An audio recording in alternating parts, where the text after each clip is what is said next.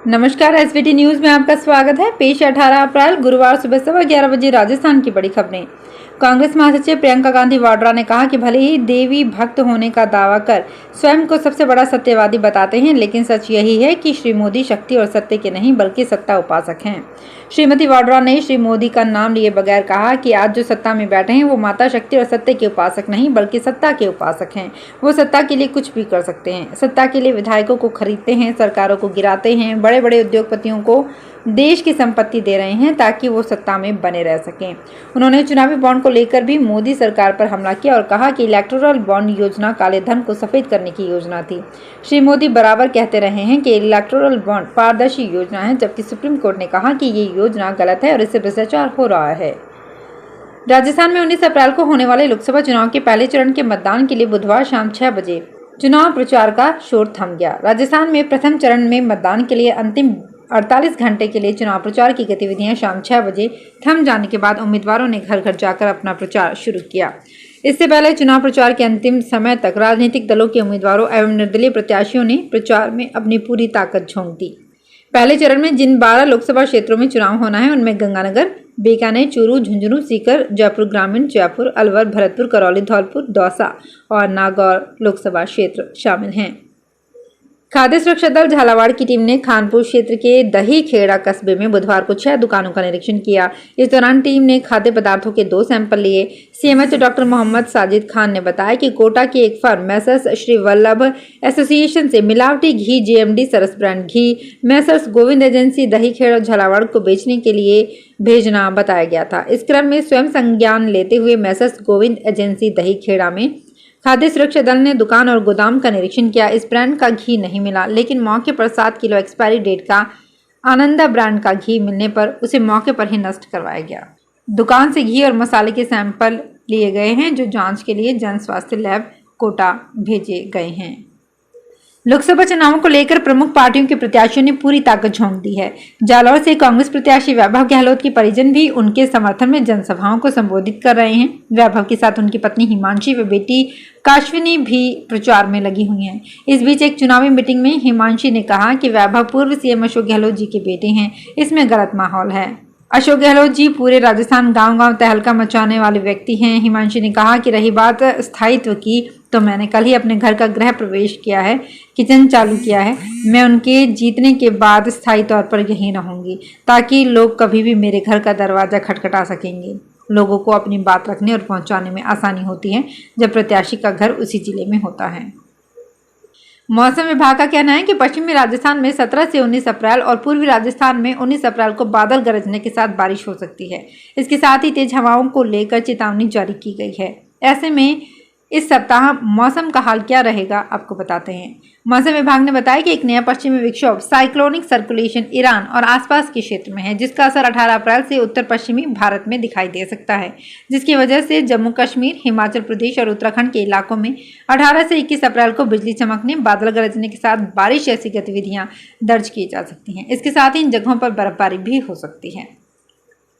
राजस्थान के मुख्यमंत्री भजनलाल शर्मा ने कहा कि भारतीय जनता पार्टी ने अपना जो संकल्प पत्र लेकर आए थे, 3 माह में ही उसका 45% पूरा किया जा चुका है। भजनलाल ने कहा कि भारतीय जनता पार्टी जो कहती है वो काम पूरा करती है। मोदी की गारंटी का मतलब काम पूरा होने की गारंटी। राजस्थान की 25 की 25 सीटें भारतीय जनता पार्टी जीत रही है। जिस तरह 2014 और 2019 में जीती थी, उसी तरह इस वर्ष भी सभी सीट जीतेगी। कांग्रेस के राष्ट्रीय महासचिव सचिन पायलट ने कहा कि राम मंदिर का निर्माण सुप्रीम कोर्ट के आदेश से हुआ है। सुप्रीम कोर्ट ने सभी पक्षों की दलील सुनने के बाद राम मंदिर बनाने का फैसला दिया है। भाजपा सरकार तो संवैधानिक संस्थाओं को कमजोर करने का काम कर रही है। पायलट बुधवार को धौलपुर में सदर थाने के पास कांग्रेस प्रत्याशी भजनलाल जाटव के समर्थन में आयोजित जनसभा को संबोधित कर रहे थे। करौली धौलपुर लोकसभा सीट से कांग्रेस प्रत्याशी भजनलाल जाटव के समर्थन में जनसभा को संबोधित किया। सचिन पायलट ने केंद्र सरकार पर निशाना साधते हुए कहा कि वर्तमान सरकार संवैधानिक संस्थाओं को कमजोर करने का काम कर रही है। अगर संस्थाओं को कमजोर किया जाएगा तो उनका आदेश कौन मानेगा। पायलट ने कहा कि अभी तक कांग्रेस के अलावा दूसरी पार्टियों ने अपनी सरकार चलाई है, लेकिन कभी भी किसी ने संवैधानिक संस्थाओं को कमजोर नहीं किया।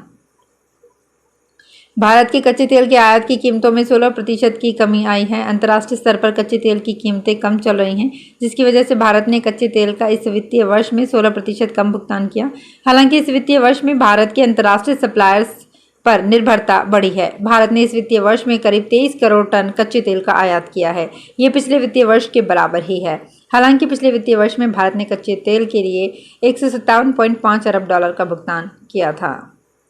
राजस्थान की पूर्व मंत्री बाबूलाल नागर ने कांग्रेस घोषणा पत्र को देश में क्रांति लाने वाला बताते हुए कहा कि केंद्र में कांग्रेस की सरकार आने के सभी वादे पूरे किए जाएंगे। अजमेर लोकसभा क्षेत्र में कांग्रेस के प्रत्याशी रामचंद्र चौधरी के समर्थन में दूदू विधानसभा क्षेत्र में आयोजित जनसभाओं में श्री नागर ने कहा कि कांग्रेस सरकार बनने पर प्रत्येक गरीब परिवार की एक महिला को हर महीने 8,500 रुपये दिए जाएंगे। इस तरह महिलाओं को 1 लाख रुपये सालाना मिलेंगे। राजस्थान भाजपा प्रदेश अध्यक्ष एवं चित्तौड़गढ़ लोकसभा क्षेत्र से भाजपा प्रत्याशी सीपी जोशी ने बुधवार को रामनवमी के अवसर पर चित्तौड़गढ़ स्थित अपने आवास पर कन्याओं का पूजन कर उन्हें भोजन करवाया और आशीर्वाद प्राप्त किया। उन्होंने कहा कि नवरात्र देवी की उपासना का पर्व है, बिना कन्या पूजन के यह अधूरा है।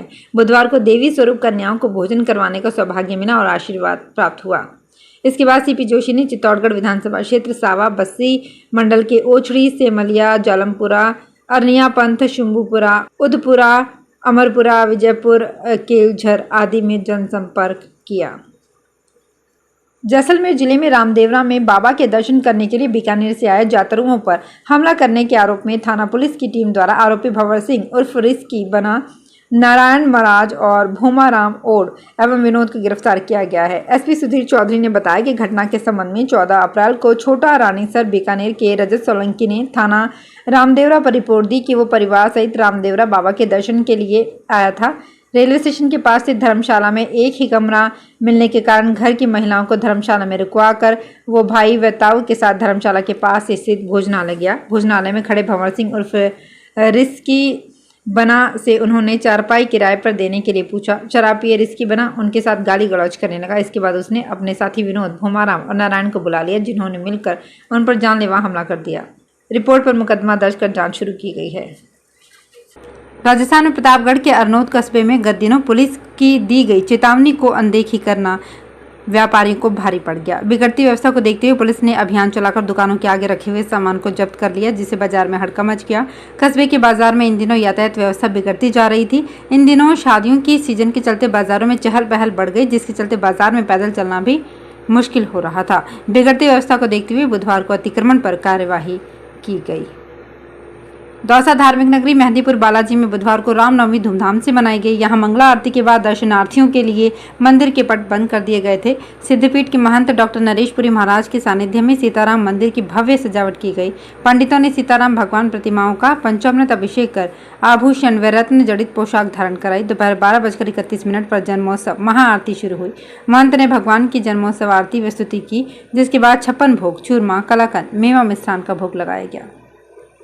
आगामी लोकसभा चुनाव में अपनी बेटी रोहिणी को संसद पहुंचाने के लिए राष्ट्रीय जनता दल के मुखिया और बिहार के पूर्व मुख्यमंत्री लालू यादव प्रचार अभियान की कमान खुद संभालेंगे।